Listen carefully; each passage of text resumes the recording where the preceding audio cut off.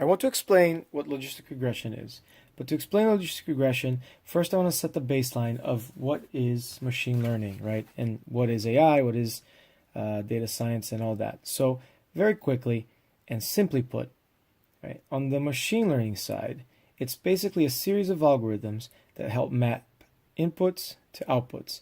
Let's say, for example, you have a paper towel dispenser, and the paper towel dispenser has a sensor, right? And when the sensor, right, is active, let's call that a 1, right? You dispense, right?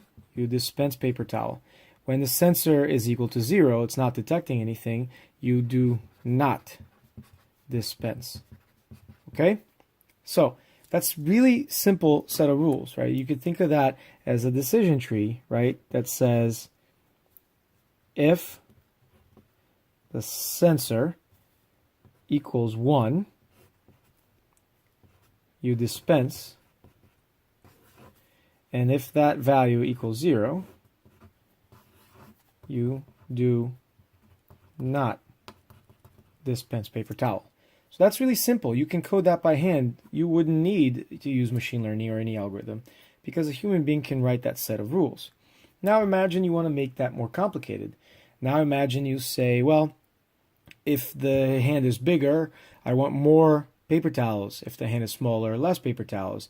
If it's more, also detect the wetness of the hand, and you can vary the amount of paper towels based on the amount of water it detects with cameras to see that. What if it's not a hand? What if it's a foot? Then you don't dispense paper towels, right? What if there's something stuck in front of the machine, doesn't look like a hand? Well, also maybe you don't dispense paper towels.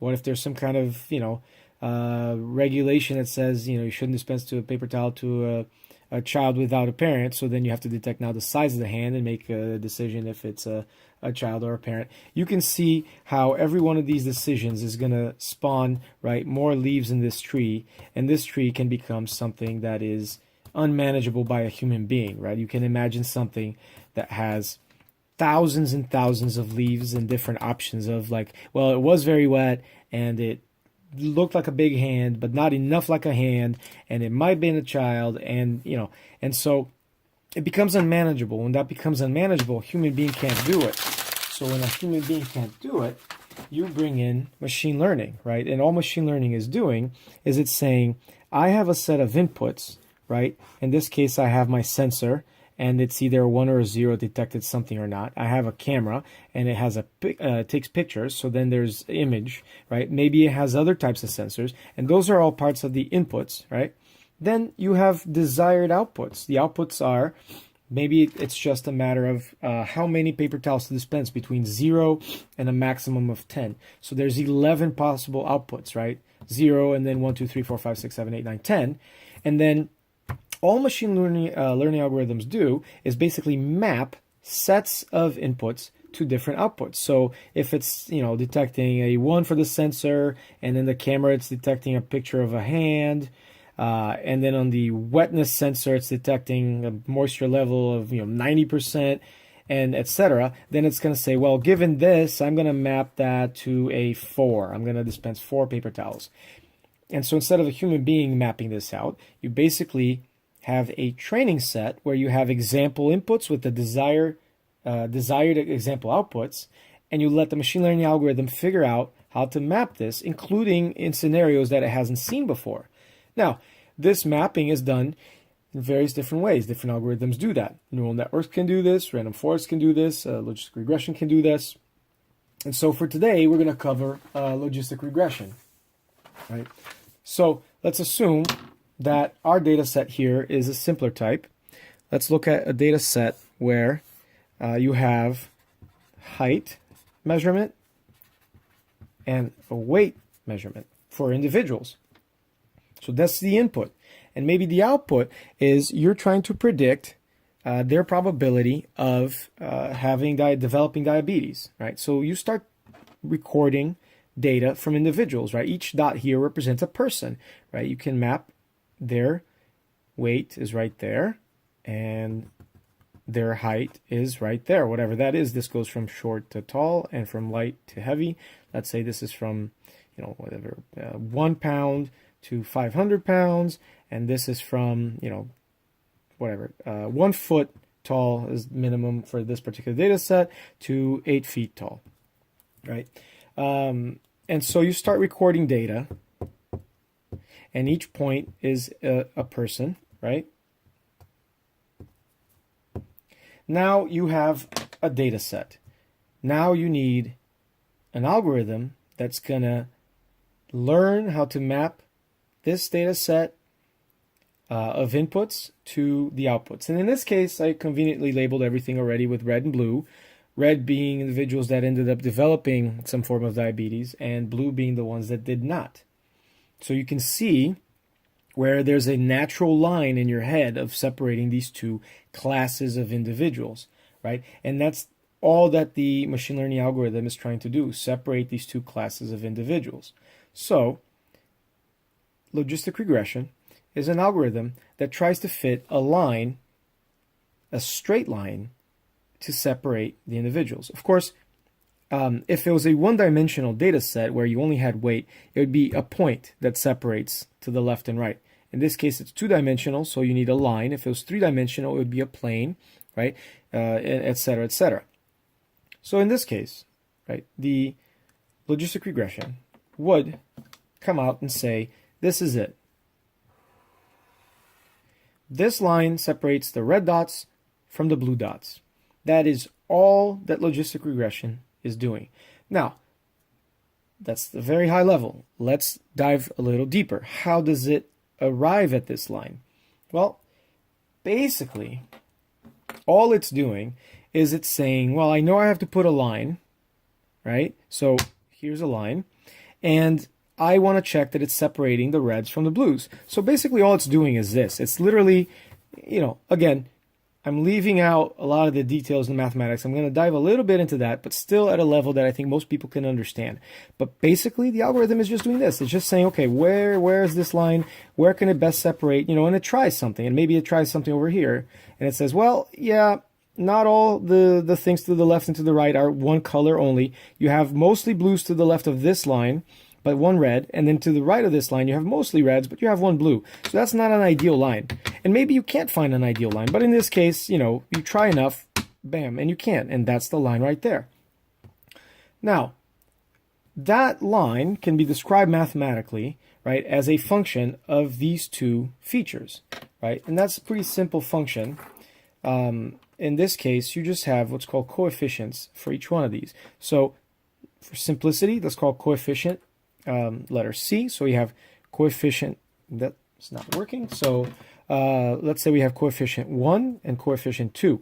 Coefficient 1 is going to be multiplied by height and coefficient 2 by weight. So how that works is you have coefficient 1 multiplied by height plus coefficient 2 multiplied by weight. And then there's an intercept, and we don't have to worry about that. Let's just focus on the coefficients. Equals, basically what comes out of this is the probability of diabetes, right? And all the logistic regression is trying to find actually is just the value of C1 and value of C2, because these values will describe this line, and given these values, you'll be able to plot this line. So for the math, it's not really seeing this here. It's really just looking at a mathematical equation and saying, how can I optimize C1 and C2, right? That gives me the most accurate probabilities. Now, what's actually happening in the background is it's trying to optimize a function, right? So this is a new two-dimensional space. This is not height and weight. This is all the possible values of C1 and all the possible values of C2, right? And logistic regression is trying to find a solution. And in this space, the solution is one dot. Why? Well, because one dot gives you a C2 value, and it gives you a C1 value. And if you have these two values, we can plug them back here, and then with this, you get a line, right? So all this comes from finding one single dot here. And in this space, right, every point here has a Z value, you can imagine, that's coming out of the page this way. That is how good that C1, C2 value is. And how good that means is, what that means is if you have this point and you have C1, C2, and you create the line that corresponds to that C1, C2, how well does it separate the blues and the reds? So what you can imagine here is that this area, this color here is representing the z value. So a yellow is kind of an in-between, a red would be like a really low value, and you can imagine a green, right, being a high value, right? So I'm trying to just simulate the third dimension here with color, right? And you can imagine that basically it's going to try to find a solution here in the green space, maybe the tallest peak. You can kind of imagine this as a mountain range coming out from the paper, right? And as it's doing this and finding a dot here, remember, this line over here is just wiggling around until it settles there, which might correspond to that point over here, right? Now, the other thing that is particular to logistic regression is, why is it called logistic? Well, it's due to the function that is applied to get the final values. And people that are familiar with it know that it looks something like this, right? And all that is setting limits to the output of the function, right? Let's suppose that C1 was 0.1 and C2 was 2, right? So in this case, you're saying 0.1 times the person's height plus 2 times the person's weight is some kind of probability indicator of diabetes, right? So in this case, you're basically saying the height's not worth much. You could change the height up and down, right? A person that's 6 foot, this is going to mean 0.6, and they weigh 100 pounds. This is going to be 0.6 plus 200, right? This is going to be 200.6. The person becomes 7 foot. All of a sudden, it becomes 0.7, still 200 pounds. This becomes 200.7. But if they change their weight, and still 0.6 as the weight, 6 foot, but if they change their weight to 300 pounds, this becomes 600. Actually, this was 100 pounds, right, times 2. And then 300 pounds times 2 is 600. Their probability score becomes 600.6. So they get a much higher probability by increasing weight than by height in this pretend scenario here.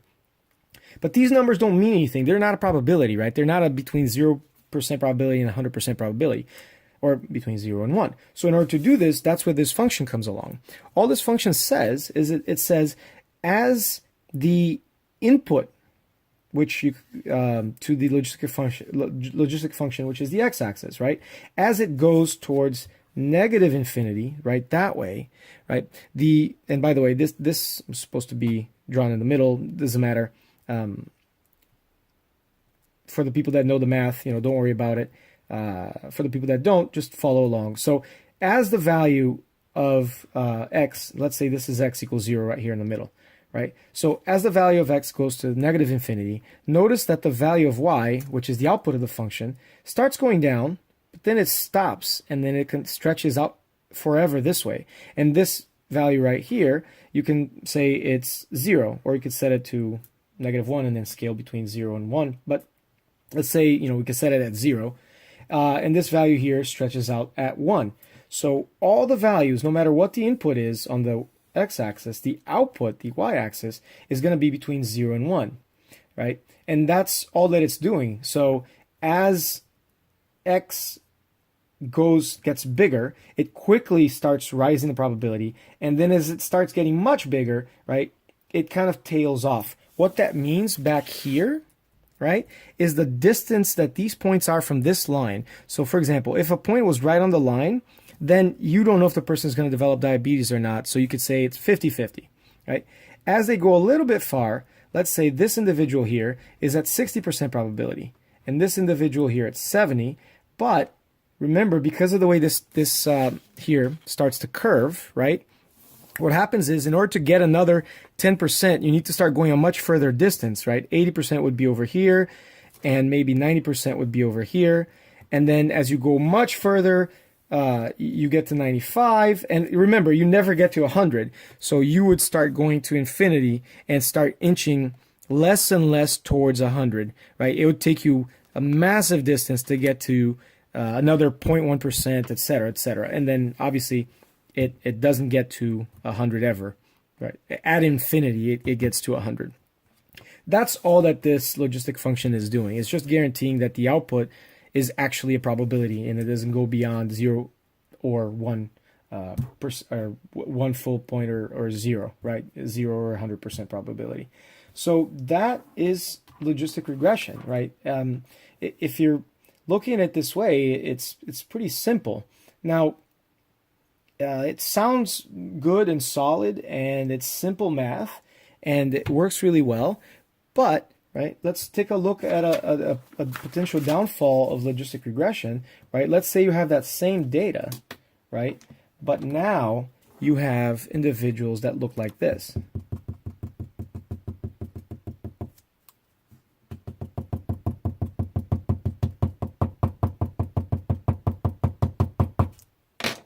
Right? You now have this scenario here, in which case the best possible separation, right, would be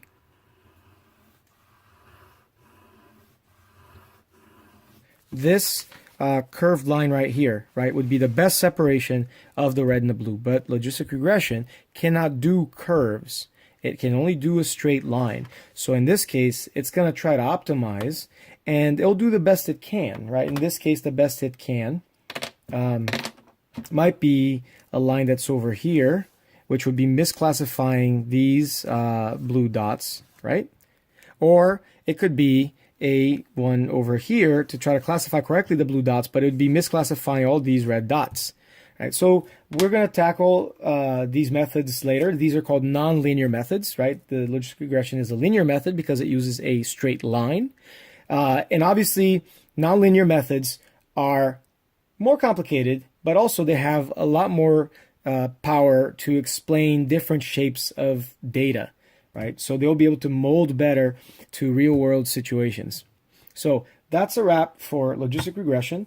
I would like to cover basically every single method there is out there. So please send messages on the methods you'd like to see next, or if I left something out of the explanation of logistic regression. And I appreciate your comments. Thank you.